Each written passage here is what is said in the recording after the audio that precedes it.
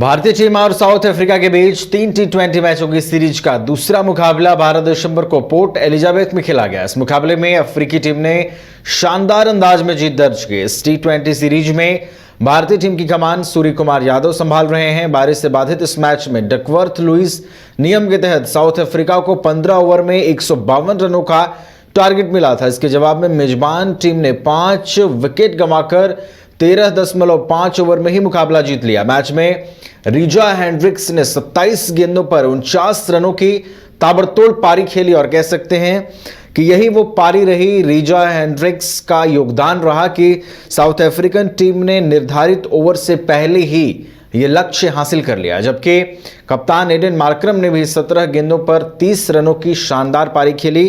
तो इस मुकाबले को जीतकर साउथ अफ्रीकी टीम इस सीरीज में आगे हो गई है। 1-0 की बढ़त हो गई है साउथ अफ्रीकन टीम की, और तीसरा और निर्णायक मुकाबला जो है अब उस पर नजरें टिकी रहेंगी, क्योंकि वहां पर भारतीय टीम या तो सीरीज को बराबर करना चाहेगी या फिर साउथ अफ्रीकन टीम जो है वो 2-0 से सीरीज जीतना चाहेगी। ऐसे में निर्णायक जो मुकाबला होगा वो बेहद अहम होगा। लेकिन अगर हम वापस इस मुकाबले पर आए तो शानदार मुकाबला हुआ। 180 रन भारत की ओर से बनाया गया था, जिसमें रिंकू सिंह ने शानदार पारी खेली, 60 रन उन्होंने बनाए। और रिंकू सिंह ने एक बार फिर से परिचय दिया कि क्यों उन्हें फिनिशर के तौर पर देखा जा रहा है और स्लॉग ओवर्स में किस तरह की बल्लेबाजी करनी चाहिए। एक बार फिर से रिंकू सिंह ने साबित किया है जिस तरीके से उन्होंने बल्लेबाजी की है इंपॉर्टेंट टाइम पे। और अधिक जानकारी के साथ हमारे स्पोर्ट्स एक्सपर्ट राकेश रंजन जी फोन लाइन पर जुड़ गए हैं। सीधे उनका रुख करेंगे। राकेश जी, दूसरा मुकाबला साउथ अफ्रीका ने जीत लिया है और कह सकते हैं कि इस मुकाबले में डकवर्थ लुइस जो पद्धति है वो भी फ्रेम में आया और रीजा हेंड्रिक्स और एडन मार्करम ने कमाल की बल्लेबाजी की इस मुकाबले में।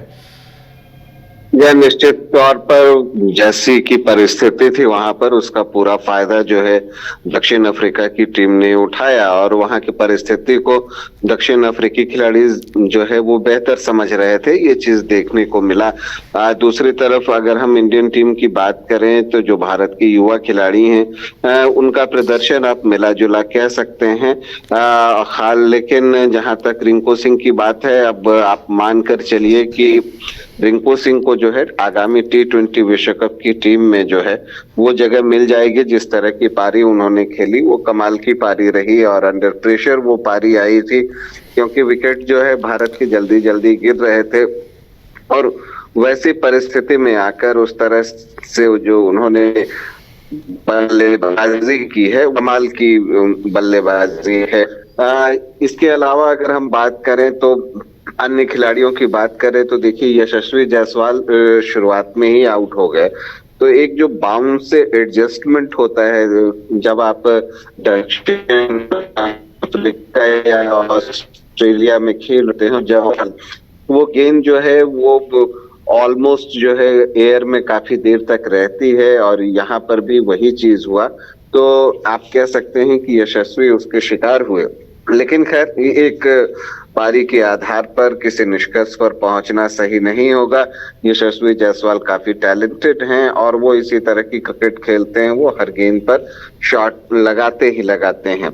शुभमन गिल से एक बड़ी पारी की उम्मीद है, और वो बड़ी पारी शायद तीसरे T20 इंटरनेशनल में आ जाए, हम इसकी उम्मीद कर रहे हैं। सूर्य कुमार यादव ने फिर से दिखाया कि क्यों वो दुनिया में नंबर 1 बैटर हैं T20 इंटरनेशनल के। कमाल की पारी उन्होंने भी खेली, 56 रन बनाए सिर्फ 36 गेंदों पर। तो जो भारतीय बल्लेबाजी थी, देखिए अगर भारत ने 180 रन बनाए जबकि अभी 3 गेंदें बची हुई थी, तो आप इसे बहुत खराब भी नहीं कह सकते। उन्होंने जो है अच्छी बल्लेबाजी की। लेकिन देखिए तारीफ जो है यहाँ पर बनती है जो दक्षिण अफ्रीकी स्पिनर हैं शमसी, उनकी तारीफ बनती है। उन्होंने सबसे अच्छी गेंदबाजी की और 4 ओवर में सिर्फ 18 रन दिए और 1 विकेट लिया। तो अगर आप देखें तो शमसी ही वो खिलाड़ी हैं जिन्होंने की मैच को बदल दिया, और यही वजह है कि उन्हें प्लेयर ऑफ द मैच का पुरस्कार भी मिला।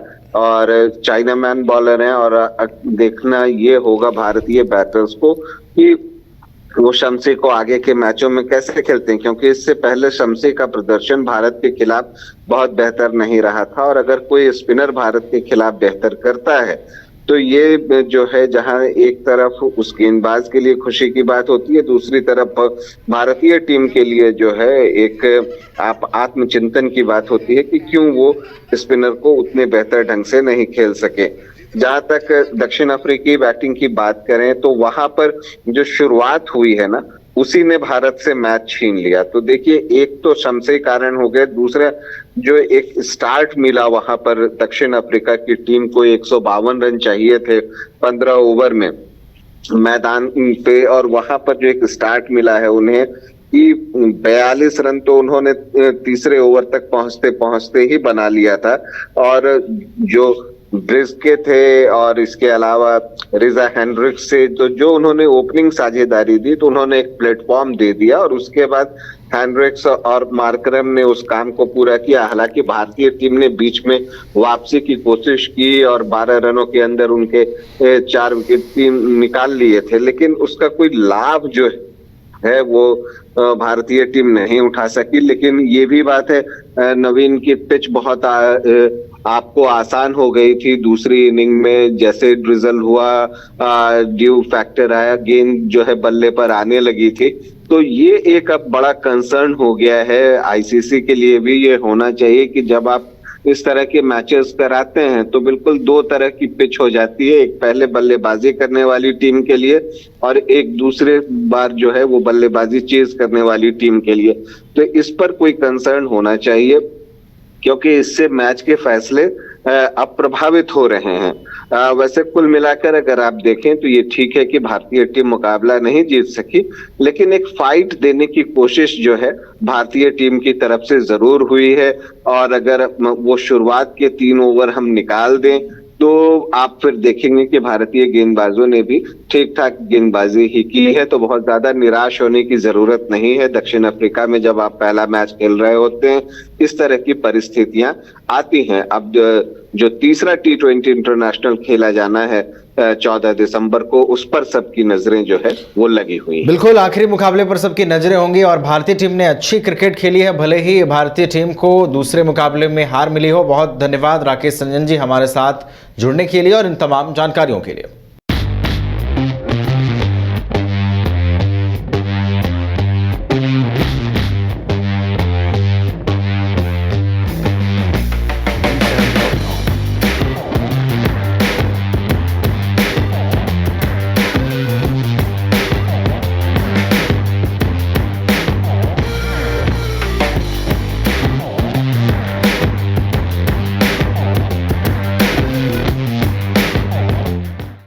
IIT जी नीट एस्पिरेंट्स के सपने को पंख देने आ गया है कंप्लीट सॉल्यूशन इंस्टीट्यूट। यहाँ है smart classroom, 1-to-1 doubt clearing session, ask the expert, video solution और भी बहुत कुछ। मतलब हम करेंगे आपको गाइड, बनेंगे आपके mentor. Foundation classes from class 6 onwards for your bright future. Visit complete solution institute.